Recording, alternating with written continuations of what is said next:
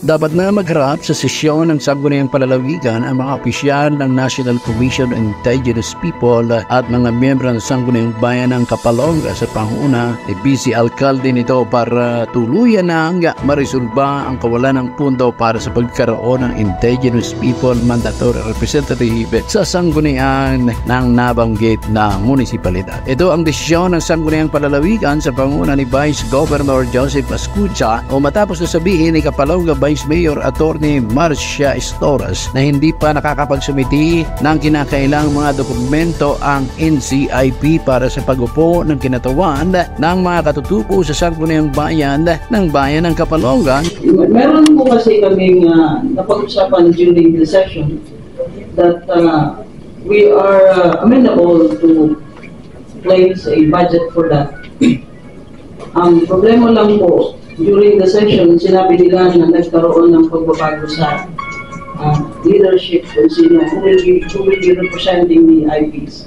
So sabi namin, kung lalagyan po namin agad ng fund ngayon without the necessary documents para makapag-assume siya, ang mangyayari po ay magiging savings na naman yung budget for this year.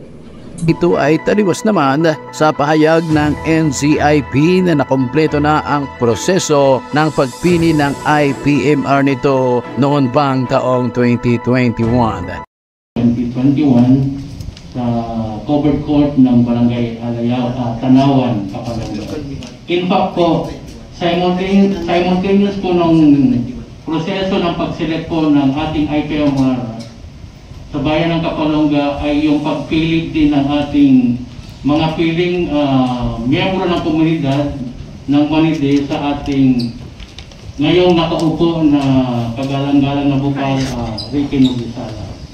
So, ang aming pong selection was meron pong corresponding report po yung selection process na ginawa po ng team ng piling NCIP ng province of Camarines Norte and corresponding certification recognition. Dahil sa pagkataliwas, ang pahayag ng Vice Alcalde ng Kapalonga at ng taga-NCIP, sinabi ni Vice Governor Ascucha na hindi mariresolba ang problema sa kawalan ng pondo para sa kinatawan ng mga katutubo sa bayan ng Kapalonga kung hindi magkakaharap ang magkabilang panig na may kinalaman sa nabanggit na usapin.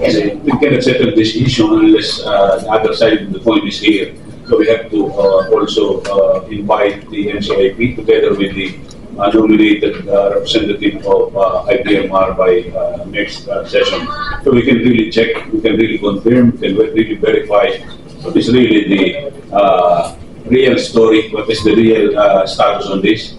And based on that, we're going to decide what we're going to do with our annual budget for 2000. Bunsot nito, ipapatawag ng sangguniang palalawigan sa kanilang susunod na sesyon ang mga taga-NCIP at mga miyembro ng sangguniang bayan ng Kapalonga para tuluyan ng marisolba ang naturang issue sa pondo ng IPMR ng nabanggit na bayan na hindi kasama sa annual budget ng naturang munisipalidad. Tiniyak naman ni Vice Mayor Estoras na anumang oras sa pamagitan ng supplemental budget ay maaaring paglaanan ng pondo ang uupong kinatawan ng mga katutubo dahil sa nakapaloob naman ito sa annual investment program ng kanilang bayan. Sa panig naman ni Bukal Ricky Nobisala, IPMR ng sangguniang palalawigan sa kanyang pagkakalap ay kumpleto na ang mga dokumento kinakailangan para sa kinatawan ng mga katutubo sa sangguniang bayan ng Kapalonga, kaya nagtataka siya kung bakit hindi napasama sa annual budget ng Kapalonga ang pondo para sa uupong IPMR. Ang nabanggit po ba Mayor kanina na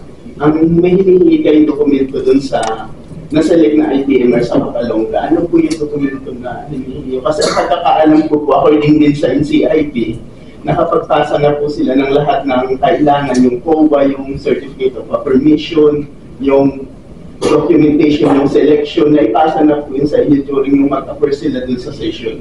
Matatandaan na sa paliwanag ng abogado ng NZIP na si Atty. Cara Villamor, mandatory sa ilalim ng Republic Act 8371 o Indigenous People Rights Act of 1997 at iba pang kaugnay na batas ang pagkakaroon ng mga kinatuan ng mga katutubo sa mga sanggunian ng mga barangay, bayan at lalawigan na mayroong deklaradong ancestral domain o pamayanan ng mga katutubo. Sinabi din ng mga taga-NZIP na kung makailang beses na silang nag-follow up sa lokal na pamahalaan ng Kapalonga hingin sa naturang usapin pero wala pa rin kaukulang katugunan hanggang sa kasalukuyan.